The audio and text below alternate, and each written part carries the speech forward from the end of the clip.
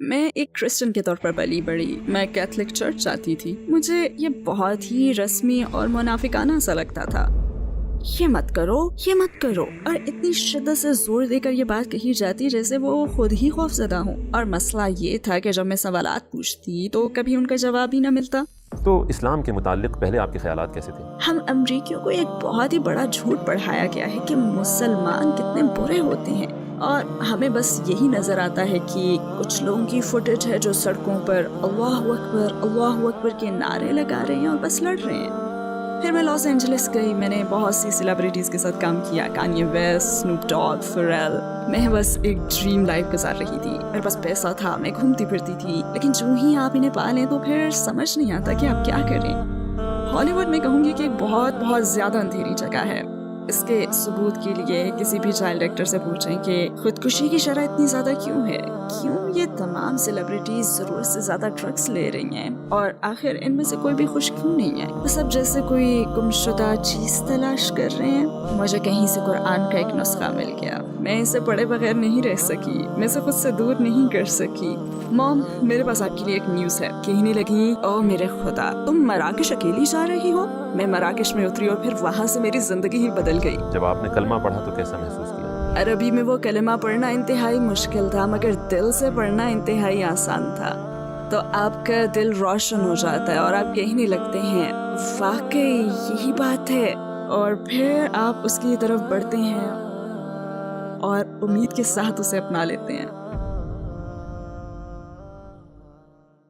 السلام علیکم sister Jamie brown, ہماری دعوت قبول کرنے کا بہت شکریہ. ٹورڈز ایٹرنیٹی میں اپنے ساتھ آپ کو دیکھ کر ہم بہت خوش ہیں. میرا پہلا سوال یہ ہے کہ جیمی براؤن کون ہے؟ کیا آپ اپنی زندگی کے بارے میں ہمیں مختصراً بتا سکتی ہیں؟ السلام علیکم. سب سے پہلے مجھے دعوت دینے کا شکریہ، میں اس پر بے حد شکر گزار ہوں. میرا نام جیمی براؤن ہے. میں امریکن ہوں اور یونائٹڈ اسٹیٹس میں پلی بڑھی. کرسچن کی حیثیت سے بلکہ بچپن سے ہی میں ہمیشہ مختلف ریلیجنس میں دلچسپی لیتی تھی. ان کا کیا مطلب ہے، یہ کسے مانتے ہیں. اور جب ذرا بڑی ہوئی تو چرچ سے میرا واسطہ پڑا. پھر میں لاس اینجلس گئی اور ہالی ووڈ میں کام کرتی رہی. جب مجھے کہیں سے قرآن کا ایک نسخہ ملا تو اس کی بعد سب کچھ تاریخ کا حصہ ہی بن گیا. کیا آپ ہمیں اپنی اس زندگی کے بارے میں بتا سکتی ہیں جب آپ ہالی ووڈ میں تھیں؟ آپ کیسی زندگی گزار رہی تھیں؟ آپ کا ہالی ووڈ کا سفر کیسے شروع ہوا؟ ہالی ووڈ جانے سے پہلے میں ایک سیلون میں بطور ہیئر سٹائلسٹ کام کر رہی تھی اور میں نے گرافک ڈیزائن بھی کیا تھا. دراصل میری والدہ ایک کمال کی گرافک آرٹسٹ ہیں. میں بس فل ٹائم ہیئر سٹائلسٹ تھی، اور پھر یہ سوچ کر میں کیلیفورنیا گئی کہ میں وہاں پہ ایک سیلون میں ہی کام کروں گی. مگر پھر فوراً ہی میں انٹرٹینمنٹ انڈسٹری میں چلی گئی. ہالی ووڈ میں ہمیشہ یہ بات کہی جاتی ہے کہ آپ کیا جانتے ہیں یہ اہم نہیں ہے، آپ کس سے جانتے ہیں یہ اہم ہے، اور یہ بالکل سچ ہے.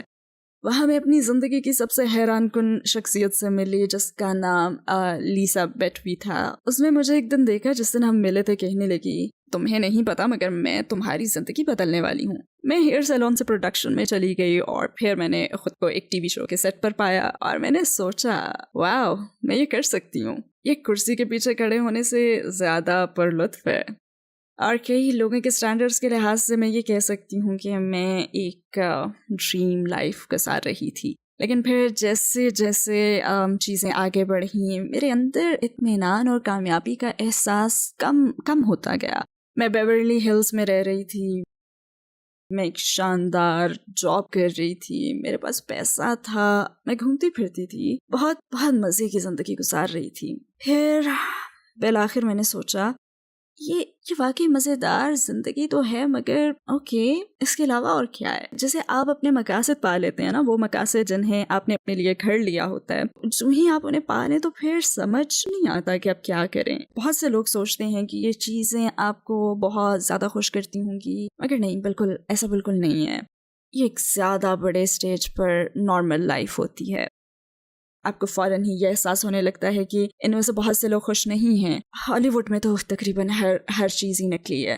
آپ کو یہ سیلیبریٹیز اپنے ان حویلی نما گھروں میں نظر آتی ہیں جنہیں ویڈیو شوٹس کے لیے کرائے پر لیا جاتا ہے. آپ انہیں شاندار کاریں چلاتے ہوئے دیکھتے ہیں، وہ بھی کرائے کی ہوتی ہیں. وہ ایک فلیٹ بیڈ ٹرک پر سیٹ تک پہنچتے ہیں. وہاں بہت سی حیرت انگیز چیزیں رونما ہوتی ہیں، مگر وہ ایک بہت زیادہ اندھیری جگہ ہے. अस्सलाम वालेकुम भाइयों और बहनों, हमें एहसास हुआ है कि हमारे चैनल पर 80% नाजरीन बशमूल इस वीडियो के हमारे सब्सक्राइबर्स नहीं हैं। जैसा कि आप जानते हैं कि हम गैर मुनाफे बख्श तंजीम हैं और हमारी वीडियो पर इश्तहारात गैर फ़ाल हैं। टुवर्ड्स इटर्निटी सिर्फ एक यूट्यूब चैनल ही नहीं बल्कि एक मदरसा भी है। यहाँ हम खुद को और नौजवानों को इस्लामी तालीम से आरास्ता करते हैं, लिहाजा हमारे इस मुतालबे का वाहिद मकसद सच्चाई को फैलाना है। हो सकता है बज़ाहिर ये छोटा अमल लगे, लेकिन इंशाअल्लाह ये हमें लाखों लोगों तक पहुँचने में मदद करेगा। आइए अब लाइक और सब्सक्राइब बटन पर क्लिक करें और साथ मिलकर टुवर्ड्स इटर्निटी का सफ़र करें। आम तौर पर लोग समझते हैं कि हॉलीवुड के लोग एक शानदार और बहुत खुशबाश ज़िंदगी जीते हैं। हॉलीवुड का बैकग्राउंड रखने वाली खातून की हैसियत से क्या आप समझती हैं कि वाकई ऐसा है? नहीं, मेरा ख्याल है कि हॉलीवुड में गिनती के चंद लोग होंगे जो बहुत खुश हैं। हॉलीवुड बहुत बहुत ज़्यादा अंधेरी जगह है। आप जितना इसके मुतालिक जानते हैं उतना ही इससे आप दूर भागना चाहते हैं। मैं यही कहूँगी कि इसके सबूत के लिए किसी भी चाइल्ड एक्टर से आप पूछें कि खुदकुशी की शरह इतनी ज़्यादा क्यों है, आखिर क्यों ये तमाम सेलिब्रिटीज ज़रूरत से ज़्यादा ड्रग्स ले रही हैं, क्यों अगर उनके पास दुनिया भर की दौलत है, शोहरत है, हर जगह का सफ़र कर सकते हैं, बड़े से घर में रहते हैं, अपनी फैमिली का ख्याल रखते हैं, जो कपड़े चाहते हैं वो खरीद लेते हैं, जहाँ जाना चाहते हैं चले जाते हैं, वो तमाम VIP चीज़ें जिसका हर कोई ख्वाब देखता है, अगर इनके पास ये सब कुछ है तब फिर इनमें से कोई भी खुश क्यों नहीं है? इनमें से किसी को भी इत्मीनान क्यों मुयस्सर नहीं है? मुझे यकीन है कुछ ज़रूर होंगे, मैं ये नहीं कहती कि कोई भी खुश नहीं है, मगर इनमें से अक्सर लोगों का यही हाल है। ये बहुत सौ के लिए एक झूठा वादा है। हॉलीवुड में आप ये ख्वाब लेकर आते हैं कि यहाँ चमक दमक और ग्लैमर, शोहरत और दौलत की ज़िंदगी मिलेगी, मगर ऐसा कुछ नहीं है। ये सब कुछ नहीं होता। वो सब जैसे कोई गुमशुदा चीज़ तलाश कर रहे हैं। अच्छा, इस्लाम से पहले ईमानी लिहाज से आपकी ज़िंदगी कैसी थी? आपका किस पर ईमान था? मेरा हमेशा से खुदा पर ईमान था। मैं एक क्रिश्चियन के तौर पर पली पड़ी। मैं अक्सर अपने दोस्तों के साथ मेथोडिस्ट चर्च जाती थी। मैंने जूनियर हाई में अपनी बेस्ट फ्रेंड के साथ मॉर्मन ऑर्गेनाइजेशन में कुछ वक्त गुजारा है। मैंने रिलीजन्स के बारे में बहुत कुछ पढ़ा है। मैं हमेशा से जानती थी कि खुदा सिर्फ एक है और मुझे पता था कि मेरा उससे गहरा ताल्लुक है, मगर हमेशा किसी चीज़ की कमी लगती थी। मैं कैथलिक चर्च जाती थी। मुझे बहुत रस्मी और मुनाफिकाना सा लगता था। कैथलिक चर्च के हवाले से कुछ खास बातें भी थी जिनसे मुझे बिल्कुल मुनासिबत नहीं थी, मगर मैं बच्ची थी और मेरे वालिदैन यही करते थे, लिहाजा मेरे पास उस वक्त कोई चॉइस नहीं थी। और मुझे हमेशा याद आता है कि चर्च जाते और आते हुए मेरे एहसासात बस एक जैसे ही रहते थे और मैं हमेशा सोचती थी कि क्या यहाँ आते हुए मेरा मोराल बुलंद नहीं होना चाहिए, क्या मुझे किसी तब्दीली का एहसास नहीं होना चाहिए। और कैथलिक चर्च के अंदर हर चीज़ जैसे लगी बंधी हुई होती थी। आपको मखसूस वक्त में मखसूस चीज़ें कहनी होती हैं, मखसूस वक्त में मखसूस चीज़ें करनी होती हैं, और ये सब मुझे एक मशीनी अमल जैसा लगता था। ईमान के लिहाज से आपने मेथोडिस्ट चर्च या मॉर्मन चर्चेस देखे? कैथोलिसिज्म में कौन सी बात आपको समझ ना आ सकी? कैथोलिसिज्म में एक बड़ा फैक्टर ये है कि आप चर्च में कम्युनियन लेते हैं। एक वेफर मिलता है जो पादरी आपको देता है, मगर आप मखसूस सूरतों में ही उसे ले सकते हैं। जैसे अब मेरी वालिदा को तलाक हो चुकी थी, मगर उन्हें यह लेने की इजाज़त न थी जैसे वो नापाक हों। हमेशा हर बात जीसस जीसस जीसस के मुतालिक होती है और हमेशा बताया जाता है कि जीसस कितने रहम दिल थे और वो ऐसे थे वैसे थे। तो मैंने कहा कि आपके ख्याल में जीसस मेरी वालिदा को ये ना लेने देते? मतलब आप नहीं समझते कि इन्हें माफ़ कर दिया जाता? इन्होंने अपने रास्ते अलग कर लिए और अब खुश हैं, ये हंसी खुशी मिलते हैं, ये दोनों दोस्त हैं। इसलिए हमारी ज़िंदगी में इतनी खौफनाक चीज़ क्यों बना दिया गया है, और इतनी ज़्यादा कि हमें चर्च में भी मखसूस चीज़ें करने की इजाज़त भी नहीं है। और मुझे ये पसंद नहीं था। और फिर ट्रिनिटी का तस्वर भी मुझे समझ में नहीं आता था, यानी फादर, बेटा, रूहुल कुद्स, जीसस और खुदा एक ही हैं। जीसस जिस्मानी रूप में खुदा है? नहीं, ऐसा नहीं जो मैं हमेशा सोचती थी। यहाँ ज़मीन पर जो कुछ हो रहा है वो क्या है? क्या खुदा देख नहीं सकता, या खुदा सुन नहीं सकता, या खुदा को सब कुछ देखने के लिए यहाँ ज़मीन पर खुद उतरना पड़ा? ये बात अकल में नहीं आती। खुदा हर चीज़ देखता है, उसे एक इंसान के जिस्म में यहाँ आने की ज़रूरत नहीं है। ऐसी किसी भी बात ने मुझे किसी बड़े फैसले तक तो नहीं पहुंचाया, लेकिन हाँ, शुकूक व शुबहात के कई कतरे टब में जमा होते रहे कि फला बात समझ से बाहर है, मैं इन पर ध्यान नहीं दूंगी। और मसला यह था कि जब मैं सवालात पूछती तो कभी मुझे उनका जवाब ही ना मिलता। आपके ख्याल में आपके पुराने मजहब ईसाईयत और मौजूदा मजहब इस्लाम के दरमियान सबसे बड़ा और सबसे नुमायां फ़र्क कौन सा है? मेरे नज़दीक सबसे बड़ा फ़र्क जीसस के पैगंबर होने और जीसस के ट्रिनिटी का हिस्सा होने के बीच है, क्योंकि मेरा मानना है कि खुदा एक है। मैंने कभी फादर, बेटा और रूहुल कुद्स के बारे में नहीं सोचा, क्योंकि एक जमा एक बराबर एक नहीं होते। میں ہمیشہ کسی چیز کی تلاش میں تھی کیونکہ میں نے ان سب باتوں کے ساتھ اس چیز کو کبھی نہیں مانا تھا. لہٰذا میرے خیال میں ہمیں جیسس کی زندگی اور ان کے پیغام کو جاننا چاہیے، نہ کہ چرچ کی سکھائی ہوئی باتوں کو. تو کیا ہم دیکھیں کہ جیسس نے خود کیا کہا؟ جیسس نے کبھی بھی نہیں کہا کہ میری عبادت کرو. جیسس نے کبھی نہیں کہا کہ مجھ سے دعا مانگو. اور اگر جیسس کا چہرہ زمین پر تھا اور وہ عبادت کر رہے تھے، اور اگر وہ جسمانی شکل میں خدا تھے، تو پھر وہ کس کی عبادت کر رہے تھے؟ یہ بات عقل میں نہیں آتی. اور میں ان کا طور طریقہ جانتی ہوں، کیونکہ جب آپ ایک کرسچن چرچ میں ہوں تو پھر آپ کو یہی چیزیں ماننی پڑتی ہیں. مثلاً تمہاری ہمت کیسے ہوئی یہ سوال پوچھنے کی؟ اور خود مجھے اس کا تجربہ ہو چکا ہے جب میں نے ایک نہیں بلکہ کئی چرچز کے پاسٹر سے یہ سوال پوچھ لیا تھا، اور مجھے مسلسل یہی جوابات ملتے رہے. صرف یہی کہا جاتا کہ یہ ایمان رکھو کہ جیسس خدا ہیں، جیسس کی عبادت کرو، سوالات مت پوچھو. اور مجھے اسلام کی اس بات سے پیار ہے کہ بالکل نہیں، کسی اور کی بات پر یقین نہ کرو، بہتر ہے کہ خود سوالات پوچھو. تو اسلام کے متعلق پہلے آپ کے خیالات کیسے تھے؟ کیا آپ میں اسلام کے خلاف کوئی تعصب تھا؟ شروع میں مجھ میں اسلام کے خلاف کوئی تعصب نہیں تھا. مجھے وہ خبریں ناپسند تھیں جن میں دہشت گردوں کو دکھایا جاتا، اور ہمیں بس یہی نظر آتا ہے کہ کچھ لوگوں کی فوٹیج ہیں جو سڑکوں پر اللہ اکبر کے نعرے لگا رہے ہیں اور لڑ رہے ہیں، اور وہ انہیں بھاری مشینی گنوں کے ساتھ دکھاتے ہیں اور یوں ظاہر کرتے ہیں جیسے یہ اصلی خبرنامہ نہیں بلکہ ہالی ووڈ کا سیٹ ہو. ہم امریکیوں کو یہ ایک بہت بڑا جھوٹ پڑھایا گیا ہے کہ مسلمان کتنے برے ہوتے ہیں اور وہ ہمیں ختم کرنا چاہتے ہیں. نہیں، ایسا نہیں ہے. میں سوچتی تھی کہ یہ اس طرح کا پراسرار مذہب ہے جس کے متعلق میں نہیں جانتی، اور نہ ہی مجھے اسے جاننے کی ضرورت تھی، کیونکہ میرے خیال میں یہ میری اپنی پرورش کے انداز سے بہت مختلف تھا. لہٰذا میں نے سوچا کہ یہ جو چاہیں انہیں کرنے دو، میں بس اپنا کام کروں گی. مجھے نہیں معلوم، یہ تو میرا پاگل من ہے. یہ لوگ عوام کے بیچ مشکل میں ہیں اور یہ لوگ پتہ نہیں کیا کر رہے ہیں، تو بس انہیں اپنے انداز سے جینے دو. اسلام کی طرف آپ کا سفر کیسے شروع ہوا؟ میں ایک شو پر کام کر رہی تھی، اور میرا کالیگ جس کے ساتھ میں کام کر رہی تھی وہ ہر جمعے کو کچھ گھنٹوں کے لیے غائب ہو جاتا تھا اور وہاں سے چلا جاتا تھا. اور میں ہمیشہ اس سے پوچھتی کہ تم کہاں جا رہے ہو، تم ہمیشہ غائب کیوں ہو جاتے ہو؟ میں کہتی مجھے پتا ہے کہ تم لنچ تو نہیں کرتے، تو تم کہاں جاتے ہو؟ تب اس نے مجھے بتایا کہ میں مسلمان ہوں اور جمعہ کو ہم جا کر عبادت کرتے ہیں. پھر میں نے اس سے کہا اچھا تم میرے ساتھ ایک بار چرچ کیوں نہیں چلتے، دیکھو تمہیں کیسا لگتا ہے. اس نے کہا بالکل بھی نہیں تھینک یو، مگر مجھے اس میں بالکل بھی دلچسپی نہیں ہے. اب اس بات پر مجھے غصہ آیا. میں سمجھ نہیں سکی کہ یہ ایک بار بھی وہاں جانے کے لیے تیار کیوں نہیں. میں نے کہا کس چیز نے اسے مذہب میں اتنا جکڑا ہوا ہے کہ وہ اتوار کے دن صرف 45 منٹ دینے کے لیے بھی تیار نہیں ہے. تو جب میں نے اس سے پوچھا، میں نے کہا کہ تمہارے پاس جو بھی کتاب ہے میں اسے پڑھوں گی اور پھر تمہارے پاس آ کر تمہاری ہی آیات کے ذریعے سے تمہیں بتاؤں گی کہ یہ مذہب کیوں غیر معقول ہے اور تمہیں کیوں کرسچن ہو جانا چاہیے. امید ہے پھر تم بچ جاؤ گے اور جیسس کے ہو جاؤ گے.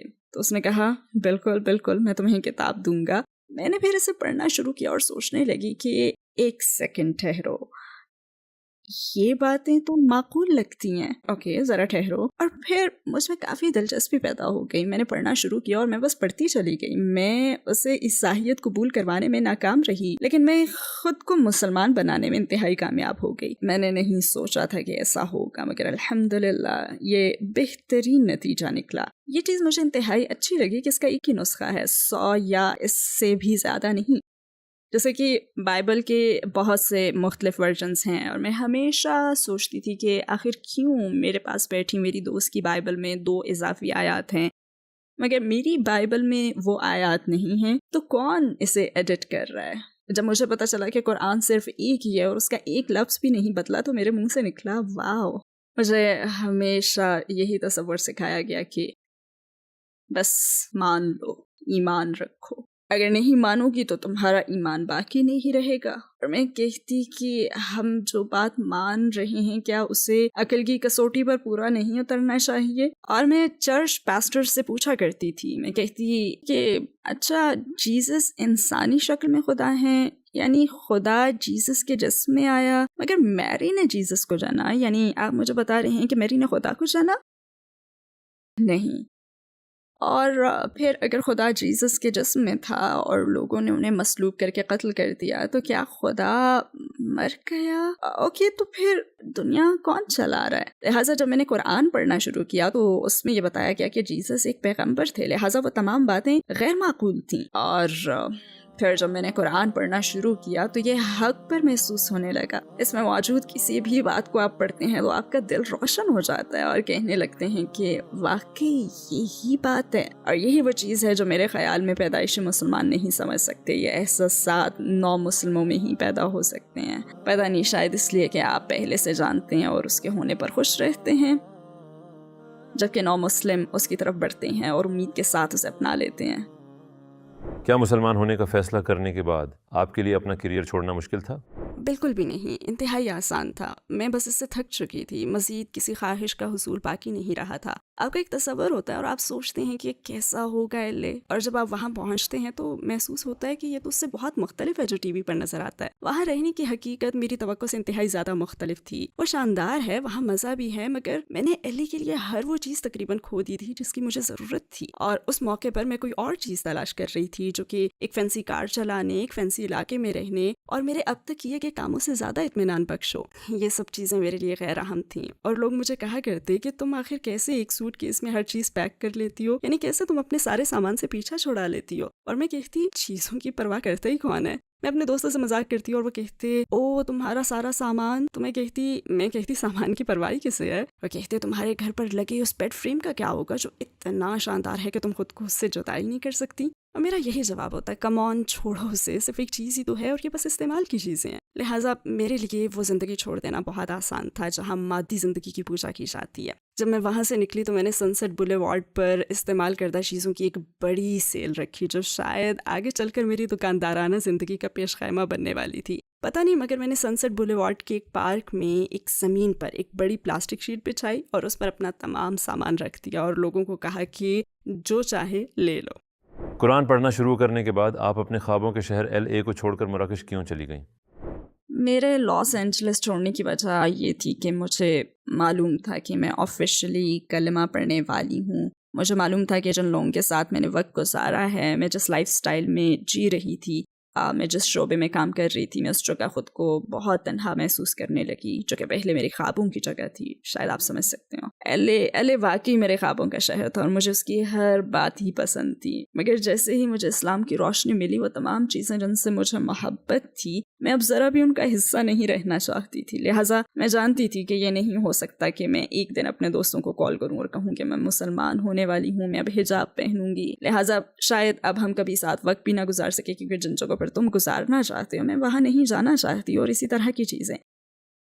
لہٰذا مجھے معلوم تھا کہ مجھے اپنے ماحول سے دور جانا ہوگا تاکہ میں خود کو تبدیل کر سکوں. لہٰذا جب میں مراکش منتقل ہوئی تو میں نے اس بارے میں کسی کو بتایا بھی نہیں، کیونکہ میں مسلمان ہونا چاہتی تھی. اور پھر ایل اے چھوڑنے کے کافی عرصے کے بعد میں تقریباً 1 ہفتے کے لیے گھر واپس آئی تاکہ میں اپنی فیملی کو خدا حافظ کہوں اور مراکش جانے سے پہلے وہاں کچھ دن ٹھہر سکوں. لہٰذا میں نے یہ کیا، مگر میں اپنی فیملی کو اس بارے میں کچھ بتانا نہیں چاہتی تھی، کیونکہ میں اسلام کے متعلق ان کی کوئی ایسی رائے نہیں سننا چاہتی تھی جو مجھے متاثر کرے یا مجھے پھر شک میں مبتلا کرے یا مجھے سوچنے پر مجبور کرے کہ ارے تم دوسرے بر اعظم میں اکیلی رہنے جا رہی ہو، اگر کوئی مسئلہ ہوا تو، اور تمہیں ان کی زبانیں بھی نہیں آتی، نہ ہی تمہاری وہاں پہ کوئی جاب پکی ہے، تمہارا وہاں کوئی گھر نہیں ہے، تم ہوش میں تو ہو. تو میں نہیں چاہتی تھی کہ وہ میرے حوصلے کو توڑیں. لہٰذا میں نے انہیں کچھ بھی نہیں بتایا. اور جب میں نے کلمہ پڑھ لیا تو تقریباً 1 سال تک میں نے اپنی فیملی کو بھی کچھ نہیں بتایا.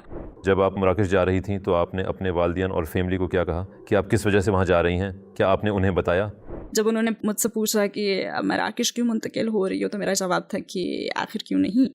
میں ایک بہادر اور بے باک لڑکی ہوں، میں چیلنج سے نہیں گھبراتی، میں فوراً فیصلے کرتی ہوں. آپ مجھے ایک خطرناک آئیڈیا دے کر کہیں کہ سنو کیا تم یہ کرنا چاہو گی، تو میں یہی کہوں گی کہ ہاں میں ذرا اپنا کوٹ لے کر آؤں پھر چلتے ہیں. یعنی میں اس قسم کی لڑکی ہوں. تو میں نے انہیں لاس اینجلس سے کال کی. میں نے کہا اوکے مام، میرے پاس آپ کے لیے ایک نیوز ہے، میں ایل اے چھوڑ رہی ہوں. تو کہنے لگی اوہ تو تم آخر کار گھر واپس آ رہی ہو؟ میں نے کہا نہیں، 2 مہینوں میں افریقہ منتقل ہو رہی ہوں. تو کہنے لگی میرے خدا، जेमी तुम सिवाय मुझे शौक देने के और कुछ नहीं करती। कहने लगी कि तुम मराकेश अकेली जा रही हो, तुम वहाँ क्या करोगी? मैंने कहा पता नहीं, शायद वहाँ जाकर मुझे कुछ मिल जाए। तो जब मैं ये बातें सोचती हूँ तो मैं कहती हूँ कि अस्तगफिरुल्लाह, मैंने हमेशा अपनी क्रेजी हरकतों से उन्हें परेशान किए रखा है, मगर उन्होंने मेरे कुछ फैसलों से मुत्तफिक ना होकर भी मुझे वाकई बहुत सपोर्ट किया है। फिर क्या हुआ? आप कुरान से बहुत ज़्यादा मुतासिर हुए, तो इस्लाम कबूल करने की जानिब आपने अगले कदम कैसे उठाए?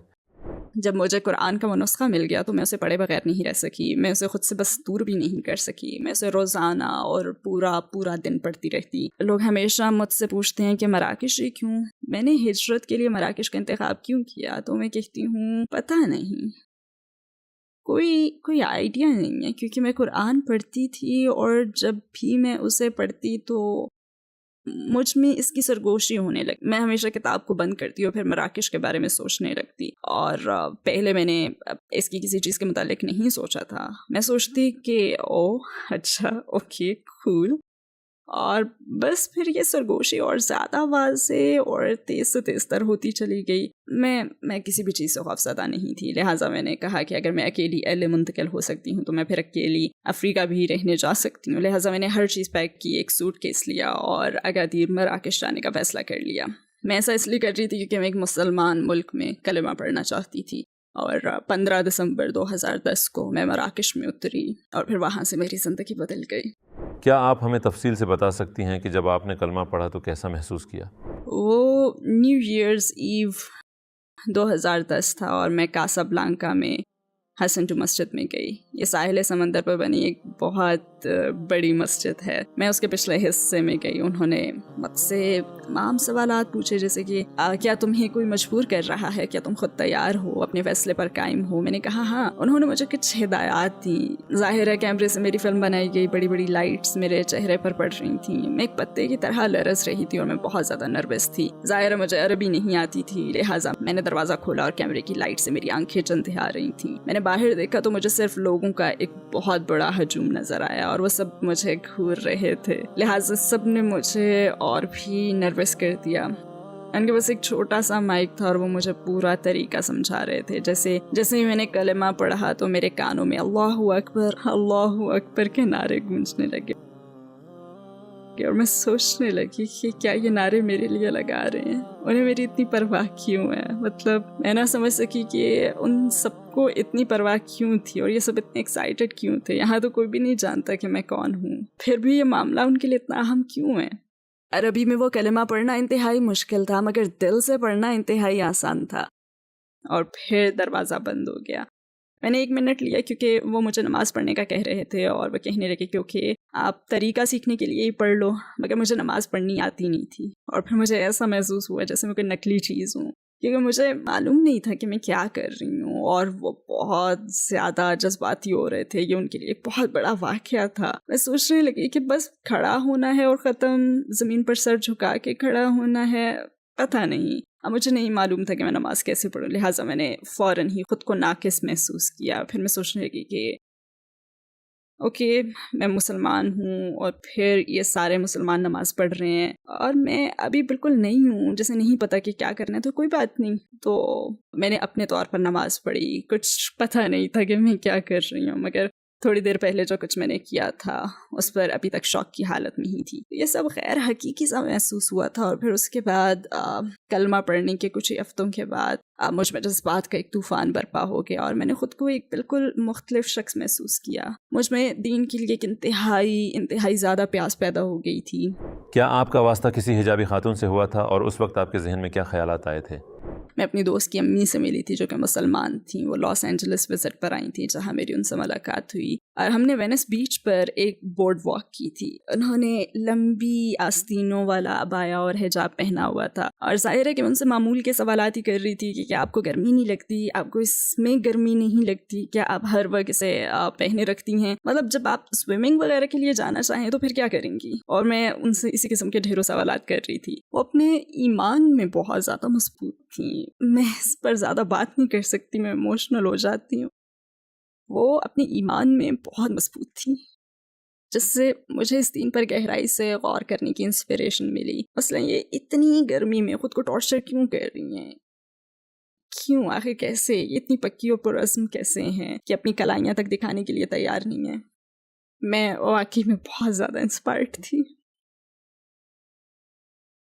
اپنے آنسوؤں کو روکنا بہت مشکل ہوتا ہے کیونکہ میں اس بارے میں بہت ایموشنل ہو جاتی ہوں. اور میں نے اپنی بیٹی کا نام بھی ان کے نام پر رکھا ہے، لہٰذا وہ واقعی ایک مسلمان کے طور پر میرا پہلا امپریشن تھی اور ایک مسلمان عورت کا بہترین نمونہ تھیں وہ. آپ نے حجاب پہننا کیسے شروع کیا؟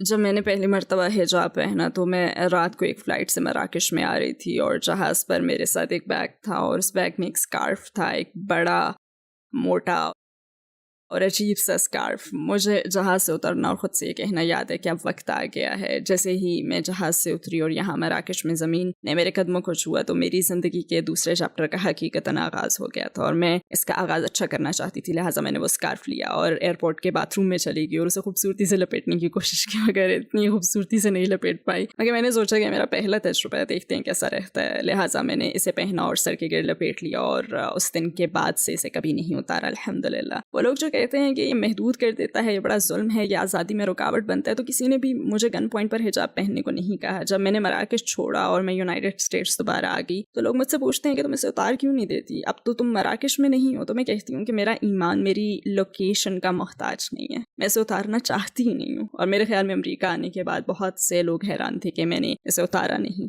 کیا آپ اپنے ارد گرد کے لوگوں کو دعویٰ دیتی ہیں اور یہ کام آپ کیسے کرتی ہیں؟ میں ہر وقت دعویٰ دیتی رہتی ہوں. میں اسے عمل سے دعویٰ کا نام دیتی ہوں. یعنی مجھے لوگوں کے درمیان کیسے رہنا ہے جب میں کسی کے ساتھ ہوں. تو ہو سکتا ہے کہ وہ مجھے عجیب سی نظروں سے دیکھیں کیونکہ ہو سکتا ہے انہوں نے کبھی کسی کو حجاب میں نہ دیکھا ہو، یا شاید وہ سمجھ ہی نہ پائیں کہ میرے متعلق کیا سوچیں کیونکہ میں وائٹ امریکی ہوں. میں ایکسنٹ کے ساتھ بات نہیں کرتی، مجھے دیکھ کر لگتا بھی نہیں ہے کہ میرا تعلق مڈل ایسٹ سے ہے. لہٰذا میں خوش باش گھومنے پھرنے والی دوستانہ مزاج کی مسلمان ہوں جو انہی کے لب و لہجے میں بات کرتی ہے. تو کئی مرتبہ لوگ مجھ سے سوالات کرتے ہیں اور وہ بات شروع کریں تو میں انہیں دعویٰ بھی دیتی ہوں. میں لوگوں کا پیچھا کر کے زبردستی انہیں اسلام کے متعلق بتانے کی کوشش نہیں کرتی. مگر میرے دوست یا مجھے جاننے والے لوگ یا اجنبی بھی اگر مجھ سے سوالات پوچھیں تو میں کہتی ہوں کہ میرا مقصد آپ کو تبلیغ کرنا نہیں ہے، میرا کام آپ کو مسلمان بنانا بھی نہیں ہے. میں تو بس آپ کی مدد کرنا چاہتی ہوں اور آپ کے سوالات کے جواب دینا چاہتی ہوں، مگر میں اپنا مذہب آپ پر نہیں تھوپوں گی. تو کیا آپ سے انسپائر ہونے کے بعد کوئی مسلمان ہوا؟ کہ جب میں مراکش میں رہ رہی تھی اور وہاں میری طرح کافی لوگ ہیں، اصل ہم سب ایک کیفے میں تھیں اور کچھ ٹیبلز دور ایک لڑکی اور اس کی ماں بیٹھی ہوئی تھی. لڑکی تقریباً 13 یا 14 یا 15 سال کی ہوگی شاید، اور وہ مجھے گھورے جا رہی تھی. ہم نے اس پر دھیان نہیں دیا. ہم میں سے کچھ نے ٹریڈیشنل ڈریسز پہنے ہوئے تھے، مجھے نہیں پتا ان کے ٹریڈیشنل کیا ہیں، مگر وہ 2 پیسز میں خمار پہنا ہوا تھا اور کچھ نقاب میں تھیں. وہ بس ہمیں گھور رہی تھیں. ہم سبھی وائٹ تھیں اور ہم سب کی آنکھیں نیلی تھیں، لہٰذا ایک مسلمان ملک میں ہم الگ ہی نظر آتے ہیں. آپ کے سامنے 7 نیلی آنکھوں والی وائٹ نو مسلم خواتین بیٹھی ہوں تو وہاں لوگ نوٹس تو ضرور لیں گے. میری نظریں اس لڑکی پر ہی جمی ہوئی تھیں اور میں نے نوٹ کیا کہ اس نے رونا شروع کر دیا. وہ کافی دیر تک روتی رہی. مجھے بہت ترس آیا. اس وقت میرا لیپ ٹاپ ساتھ تھا. میں اسے کوئی مختصر سی بات لکھ کر دینا چاہتی تھی مگر مجھے مراکش عربی نہیں آتی. میں اسے فوسا میں لکھ کر دینا چاہتی تھی. لہٰذا میں نے ایک کاغذ لیا اور اپنا لیپ ٹاپ کھولا اور گوگل ٹرانسلیٹ پر آ گئی. میں عربی میں یہ نوٹ لکھنا چاہ رہی تھی کہ چاہے تمہارا رونا جس کے لیے بھی ہو، اللہ تمہاری پریشانی کو دور کرے. تو میں وہ نوٹ لکھ رہی تھی اور وہ تقریباً پورا ہو چکا تھا کہ وہ اور اس کی ماں کھڑے ہوئے اور وہ جانے لگے. میں سوچنے لگی کہ میں اس لڑکی کو اس طرح سے جانے نہیں دے سکتی، مجھے اسے یہ نوٹ دینا ہی ہوگا. وہ جانے لگے اور ہماری ٹیبل کے پاس سے گزرنے لگے تو میں نے اس سے ہاتھ ہلایا اور کہا السلام علیکم، ایکسکیوز می. میں نے اسے اپنے پاس بلایا اور اسے پوچھا کہ تم انگلش بولتی ہو؟ اس نے کہا نہیں. میں اسے یہ بتانے کی کوشش کرنے لگی کہ میں دراصل یہ لکھ رہی ہوں اور میں نے اسے اپنی اسکرین دکھائی کہ دیکھو. میں بتانے لگی کہ میں یہ تمہارے لیے لکھ رہی ہوں. تو میں نے اپنا لیپ ٹاپ تھاما تاکہ وہ عربی میں ترجمہ پڑھ لے اور وہ پھوٹ پھوٹ کر رونے لگی. اور پھر وہ تھوڑی بہت انگلش بول سکتی تھی. وہ ہمیشہ کہتے ہیں کہ ہم انگلش نہیں بول سکتے لیکن وہ تھوڑی بہت انگلش بول لیتے ہیں. تو اس نے بتایا کہ میں امی کے ساتھ بیٹھی ہوئی تھی اور میں بھی پچھلے کچھ مہینوں سے حجاب پہننا چاہتی ہوں مگر میں ایسا کرنے کی ہمت محسوس نہیں کرتی. مجھے نہیں پتا کہ کیسے اپنی فرینڈس کو حجاب شروع کرنے کے بارے میں بتاؤں. اور اس نے کہا کہ جب میں نے آپ سب کو دیکھا تو نہ صرف یہ کہ آپ سب تو نو مسلم ہیں بلکہ پردے میں بھی ہیں اور آپ سب مکمل پردے میں ہیں. تو کہنے لگی کہ اس بات نے مجھے احساس دلایا کہ آپ نے اس کے لیے کتنی ہمت دکھائی ہوگی اور ہم تو پیدائشی مسلمان ہیں مگر ہم خوفزدہ رہتے ہیں کہ ہماری فرینڈس کیا سوچیں گی. مگر یہ دیکھ کر کہ آپ لوگوں کو کسی کی سوچ کی پرواہ نہیں ہے اور آپ یہ سب صرف اللہ کو راضی کرنے کے لیے کر رہی ہیں، اس سے مجھ میں حجاب پہننے کی خواہشہ بہت زیادہ بڑھ گئی ہے. تو ظاہر ہم سبھی اس وقت رونے لگی اور ہم سب نے اسے بلایا, ہم سب نے اسے خوب گلے لگایا اور ہم نے ایک دوسرے کے نمبر لیے. اور مشکل سے 2 ہی ہفتے گزرے تھے کہ میری اس سے اور اس کی ماں سے آمنا سامنا ہو گیا. اور وہ ٹائٹ جین اور کراپ ٹاپ ٹی شرٹ کے بجائے فل میکسی ٹی شرٹ لمبی آستین اور مکمل حجاب میں تھی, اور مجھے یہ دیکھ کر بہت بہت خوشی ہوئی. ہم جانتے ہیں کہ اسلام زندگی کے ہر مسئلے کا حل بتاتا ہے. آپ کے خیال میں امریکی معاشرے کے 3 سب سے بڑے مسائل کون سے ہیں جنہیں اسلام حل کر سکتا ہے؟ میں کہوں گی کہ صرف 3 نہیں ہے بلکہ پورا معاشرہ ہی مسائل کا شکار ہے. پورے معاشرے کو مدد کی ضرورت ہے. پورا معاشرہ اپنی ہی نظروں میں گر چکا ہے. میں سمجھتی ہوں کہ اسلام امریکہ کو تقریباً ہر لحاظ سے ہی فائدہ دے سکتا ہے. اور میرا یہ مطلب نہیں ہے کہ بہت ڈرامائی انداز میں, مطلب یہ ہے کہ یہ گائیڈ لائن ہے, اور اسلام ایسے سخت اصولوں کا مجموعہ نہیں ہے جو آپ کی زندگی کو مشکل بنا دیں.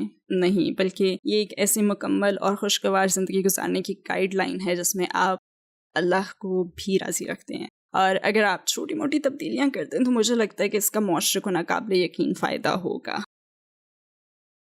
مگر میں کسی جگہ کسی شعبے کی نشاندہی نہیں کر سکتی کہ اسلام اسے ٹھیک کر دے گا, کیونکہ حقیقت میں اسلام تو ہر چیز کو ہی ٹھیک کر دے گا. اگر آپ کو دنیا کے تمام غیر مسلموں سے بات کرنے کا موقع ملے, اگر آپ ان سے خطاب کر سکیں تو آپ انہیں کیا کہنا چاہیں گی؟ میڈیا آپ سے جو کچھ کہتا ہے وہ نہ سنیں, خود اپنی ریسرچ کریں, کسی مسلمان سے بات کریں. آپ جاننا چاہتے ہیں کہ مسجد کے اندر کیا ہوتا ہے تو خود کسی سے ملیں, اندر جائیں.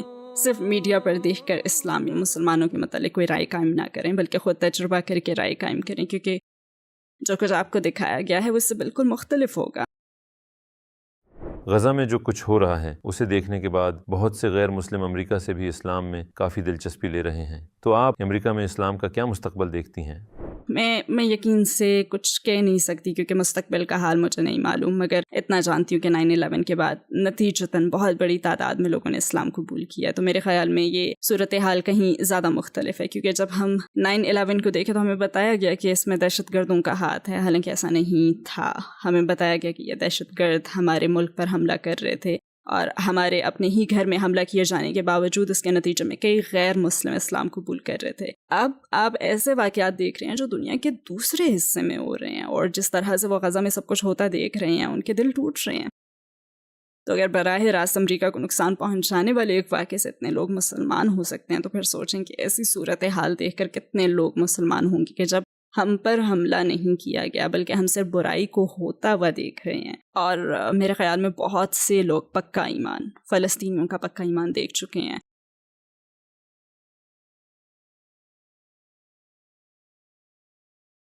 آپ بطور مسلمان ہمیں ان سے سیکھنے کی ضرورت ہے. آپ ان لوگوں کو دیکھتے ہیں جو واقعی ناقابل تصور المیہ سے گزر رہے ہیں, اور ہمیں اس کا تصور کرنے کی بھی ضرورت نہیں کیونکہ ہم یہ سب براہ راست دیکھ رہے ہیں. اور اس ناقابل برداشت انسانی صورتحال کے باوجود ان سب کی انگلیاں اوپر کی جانب ہیں اور وہ کہہ رہے ہیں لا الہ الا اللہ ہر مرتبہ. اور دنیا دیکھ رہی ہے کہ جس طرح مسلمان اللہ پر بھروسہ کرتے ہیں, آپ ان مسلمانوں کی طرف سے وہ ریاکشن نہیں دیکھتے جس کی توقع دنیا کرتی ہے, بلکہ آپ کو یہ بالکل ہی مختلف نظر آتے ہیں. آپ کو رحم دلی کے لمحے, نرم دل اور ایک دوسرے کی مدد کرتے ہوئے لوگ نظر آتے ہیں. دنیا آخر کار دیکھ رہی ہے کہ مسلمان مانسٹرز نہیں ہیں جیسا کہ ہمیں طویل عرصے سے دکھایا جا رہا ہے. ہم موویز کے وہ کیریکٹرز نہیں ہیں جن کے سروں کے گرد پگڑیاں لپٹی ہوئی ہیں اور ہر طرف بندوقیں. مسلمان ایسا نہیں ہے. مسلمان تو وہ ہے جسے الاقصی میں قتل کیا جا رہا ہے. مسلمان تو وہ ہے جو اپنی بیوی اور اپنے 11 بچے دفنا رہا ہے اور پھر بھی کہہ رہا ہے الحمدللہ الحمدللہ, اور پھر بھی مضبوط ہے. لہذا دنیا دیکھ رہی ہے کہ مسلمان نرم دل ایمان والے لوگوں کا ایک گروپ ہے جو یہ جانتے ہیں کہ پورا معاشرہ مل کر ایک بچے کی پرورش کرتا ہے. اور جب ہم دیکھتے ہیں کہ وہ تمام بچے جن کی اب فیملی باقی نہیں رہی, تو یہ ڈاکٹرز کیسے ان کی دیکھ بھال کر رہے ہیں جیسے یہ ان کی اپنی ہی بچے ہوں. اور ہم اسلام کا یہ چہرہ دیکھ رہے ہیں جسے جھٹلایا نہیں جا سکتا. آپ ایک مسلمان سے سب کچھ چھین سکتے ہیں مگر آپ ہمارا ایمان نہیں چھین سکتے. اللہ آپ کو انشاءاللہ اپنی جنت عطا فرمائے, اور آپ کی کاوشوں کا اسلام کی سفیر بننے کا بہت شکریہ. انشاءاللہ. مجھے بلانے کا بے حد شکریہ. آپ کے تمام سوالات میرے لیے اہم تھے, اور اگر کوئی یہ ویڈیو دیکھ رہا ہے تو پلیز میرے والدین کے لیے دعا کریں کہ وہ مسلمان ہو جائیں انشاءاللہ.